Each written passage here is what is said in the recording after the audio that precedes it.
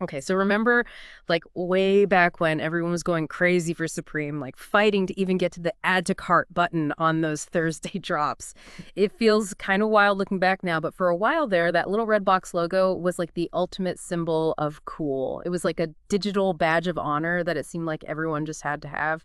You ever wonder what happened to all that hype? Yeah, it really is quite a shift, isn't it? I mean, back then you couldn't go anywhere online without seeing Supreme everywhere. It was Yeah. just inescapable. Yeah, exactly. And that's exactly what we're going to be digging into today. Why doesn't Supreme have that same kind of crazy obsessive following anymore?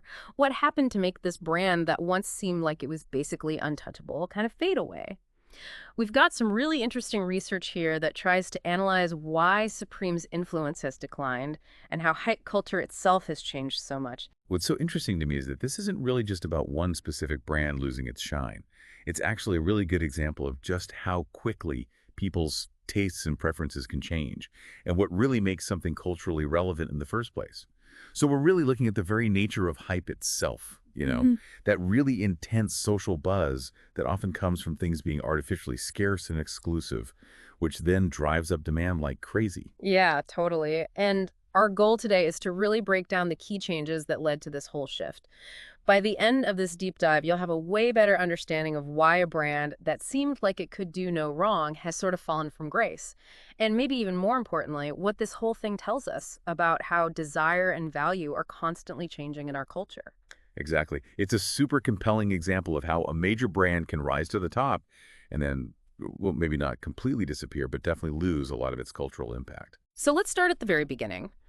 The article we're looking at reminds us that Supreme started as this pretty underground skateboarding brand in New York City. They weren't really trying to take over the world or anything, but somehow they just blew up and became this huge cultural phenomenon. What do you think were the main things that made them so successful in those early days?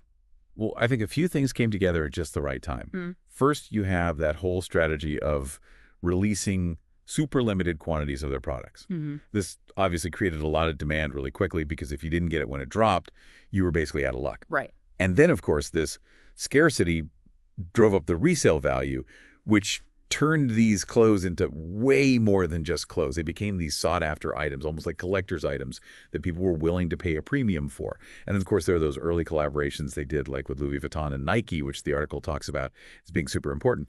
Those weren't just like new product releases. They were like these huge cultural moments that helped Supreme reach more people and made the brand even more desirable. Yeah, it totally played into that very human need to feel like you're part of something exclusive, right? Like back then, owning something from Supreme made you feel like you were in this secret club. You were one of the few who knew about it and actually managed to get your hands on something so rare. That feeling of being in the know and having something that most people didn't was like a huge part of what made Supreme so magnetic. There is definitely a status symbol element to it, like you were cool because you could get something that was so hard to get. Do you think they did anything specific besides just limiting supply to cultivate that feeling of exclusivity? Oh, for sure. I think the way they distributed their stuff was a big part of it. In the beginning, you could only get Supreme at a few specific stores and online, but only at very particular times. Hmm. This basically turned buying Supreme into these almost ritualistic events. And they were really careful about cultivating this image of being for skateboarders, which gave the brand a sense of authenticity right from the start. And this really resonated with people who weren't into mainstream stuff and were looking for something different. It was like, if you know, you know. And that created this really powerful sense of belonging to a special group. Totally. But as the article points out, if we look at Supreme today, that same energy just isn't there anymore. You don't see people freaking out about those Thursday morning online drops as much. So let's get back to that main question. What really changed? When did things start to shift? The article points at a few interconnected things that happened, but I think one of the biggest turning points was when VF Corporation bought Supreme in 2020 for a whopping $2.1 billion. Wow. Okay, so let's talk about that corporate takeover for a second. That is a lot of money, which shows you how much the brand had changed and grown. And it sounds like the article says this was a really important moment for the original Supreme fans, and not necessarily in a good way. Why do you think the OGs had such a negative reaction to that? Well, think about it. The main things that made Supreme so appealing in the beginning were its scarcity and its image as this outsider brand. So when VF Corporation, a huge company, bought them, it meant that Supreme could potentially make a lot more stuff, sell it in way more places and basically become a lot more corporate. And for a lot of the people who had been into Supreme from the early days, the article calls them the OG fans, this felt like it was going against everything that made the brand special. It was like they were moving away from their roots as this anti-establishment kind of brand and becoming just another mainstream company. It's that classic problem where you have to decide if you want to stay true to your niche audience or try to grow and become more commercially successful. And sometimes those two things clash. Yeah, it's like that thing where something cool loses its cool factor once it becomes too mainstream. The article talks about how Supreme built its reputation on being different and not following the rules. But once they became part of this huge corporation, it's hard to seem rebellious and independent anymore. It feels kind of fake. And if it's easier for everyone to get their hands on Supreme, does it still feel as special to the people who loved it because it was so exclusive? What do you think about that? Yeah, that's exactly the point. If you're a brand that starts out underground, that feeling of authenticity is super important. And I think Supreme lost a lot of that when they joined forces with a giant corporation. It makes you wonder if a brand that's all about rebelling against the system can actually stay true to itself when it's owned by a massive company. Being more accessible was obviously good for their sales, but it probably made the brand less valuable to the people who were there from the start and were the most loyal. Yeah, it's like all the mystery disappears. Once you see how the sausage is made, it's not as magical anymore. Speaking of things losing value, the article also talks about the resale market, which, let's be honest, was a big part of why Supreme got so hyped up in the first place. What I find so interesting is how the resale market basically fueled the hype around Supreme. People weren't just buying these clothes to wear them, they were buying them as investments. They were hoping to resell them for way more money than they paid for them. And as the article says, some people were able to sell Supreme stuff for 3 or even 4 times the original price. It's crazy, right? It was like Supreme became its own currency. These clothes were like assets that could increase in value really fast. Platforms like StockX and Grailed became super popular because of this whole resale frenzy. They did really well because of all the hype around Supreme and how hard it was to get those limited edition pieces. But the article also talks about how resale prices for Supreme have plummeted. What are some signs that this is actually happening? Well, we've seen a pretty significant drop in the average price that Supreme stuff is reselling for. Like take those box logo hoodies, for example. Some of you used to sell for thousands of dollars on the resale market, but now they're selling for closer to their original price or even less. When you look at the data on websites like StockX, you can see a clear downward trend in how much people are willing to pay extra for a lot of Supreme's products. The fact that there's just more Supreme stuff available now means that it's not as scarce, and that's what was driving those high resale values in the first place. So basically that Supreme hoodie isn't a guaranteed way to make money anymore. Like the article puts it pretty bluntly, it's just another hoodie now. I bet that's had a huge impact on the hype cycle. If it's not easy to make a profit off of reselling Supreme, a lot of the urgency and excitement to get it probably disappears. You got it. The thing that was fueling so much of the hype, the chance to make a quick buck, is basically gone. So there's less reason for people to go crazy trying to buy Supreme just so they can resell it. Right. And now let's talk about Gen Z. The article makes it seem like this generation has totally different values and priorities when it comes to fashion and brands compared to older generations. How do you think their views are different from the millennials who are the ones who really made Supreme so popular? Yeah, if you look at the bigger picture, Gen Z is definitely different from millennials in terms of how they think about brands and consumerism.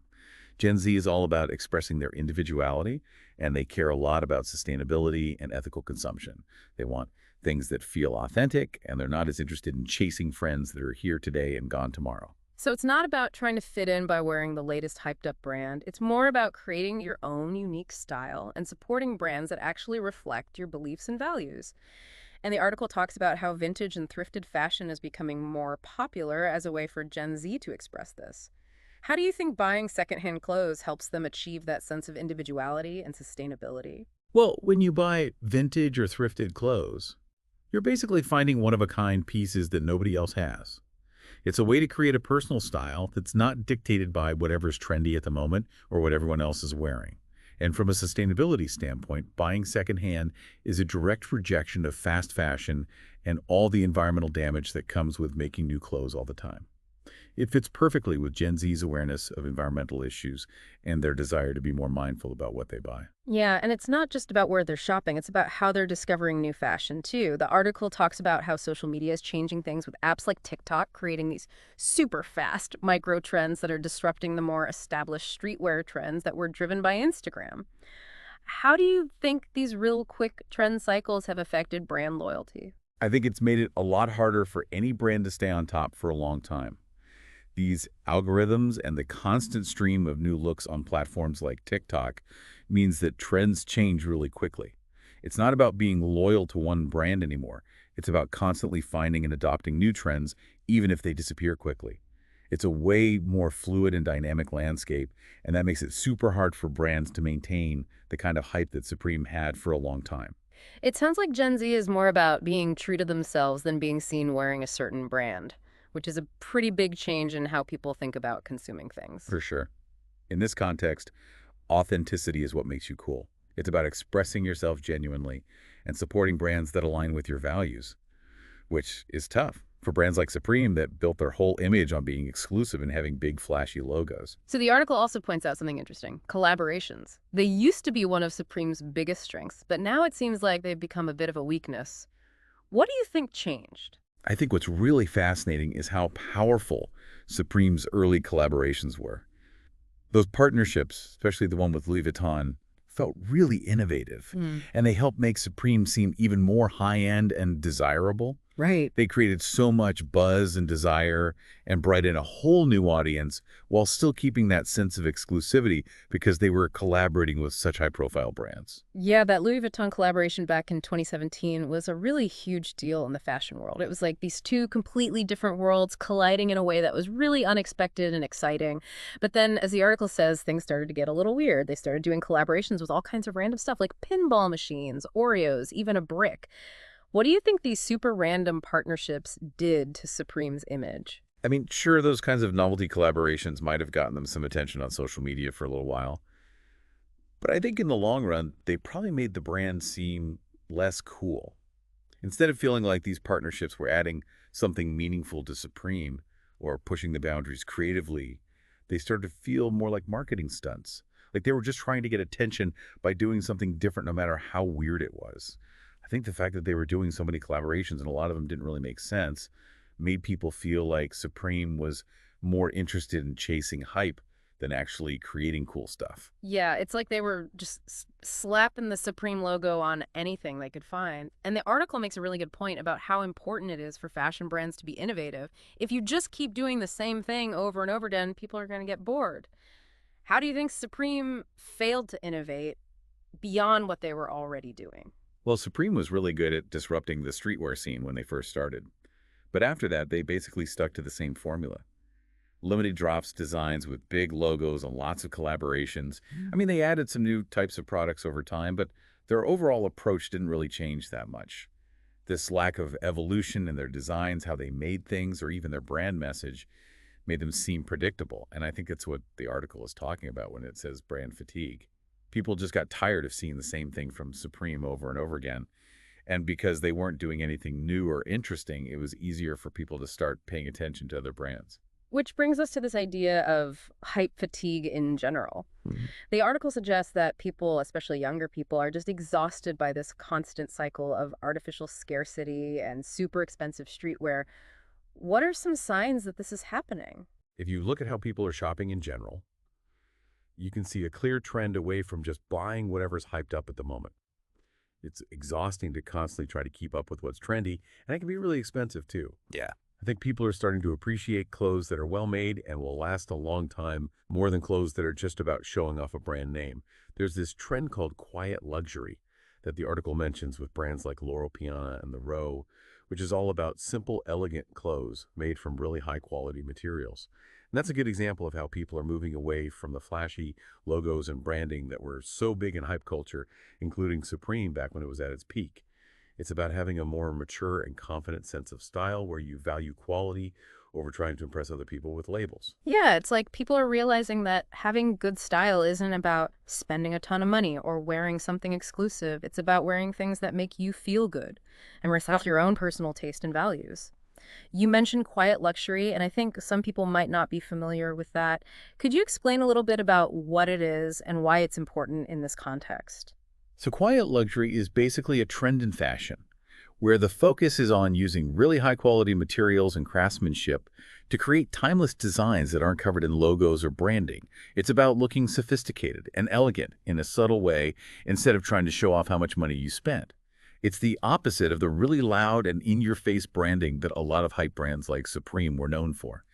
It suggests that people are becoming more discerning about their style, and they value quality over needing external validation through logos. So with all that in mind, the big question is this the end of Supreme? The article says maybe not completely. They still have a lot of loyal fans, and there's always a chance that they could make a comeback by tapping into people's nostalgia. What do you think about Supreme's future? It's interesting because brands that have been around for a while and have a really dedicated fan base often have a chance to reinvent themselves. Nostalgia is a powerful thing, and Supreme definitely has a lot of history that they could draw on. But like the article says, it's probably not going to be the huge cultural force that it used to be. I think if they want to stay relevant, Supreme's going to have to change things up. They could focus on using better materials, making their production more sustainable, or maybe reconnect with specific subcultures in a more authentic way instead of just relying on collaborations. It's a good reminder for all brands, really. Just relying on hype and artificial scarcity and buzz isn't going to work forever. Especially now when people care more about originality, authenticity, and feeling like they connect with a brand's values on a deeper level. Definitely. I think Supreme's story is a warning to other brands that are built mostly on hype. It shows that it's really important to pay attention to what your customers want and give them something more than just exclusivity if you want to stay relevant in a world where things are always changing. Okay, so let's recap the main takeaways from this deep dive really quickly. The reason why Supreme isn't as culturally influential as it used to be is because of a few things. They lost some of their authenticity and became easier to get after they were bought by a big corporation. The resale market cooled down, which took away a big reason why people were so hyped about the brand.